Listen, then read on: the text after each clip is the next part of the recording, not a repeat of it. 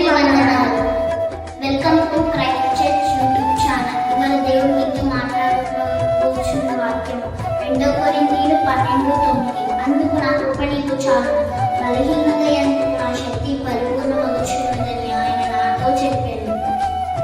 మనం అడిగినది ప్రభు మనకి దయచేయలేదు, కానీ అంతకన్నా శ్రేష్టమైనది ఆయన మనకి దయచేస్తుంది. మనం ఏ ఇబ్బందిలో ఉన్నామో, శ్రమలలో ఉన్నామో, కష్టాలలో ఉన్నామో, దాన్ని ఎదిరించే శక్తి యెహోవాయే మనకి ఇచ్చి ఉన్నాడు. తన వారందరికీ అన్ని పరిస్థితులలోనూ అన్ని తరాలలోనూ ఆయన కృప చాలు.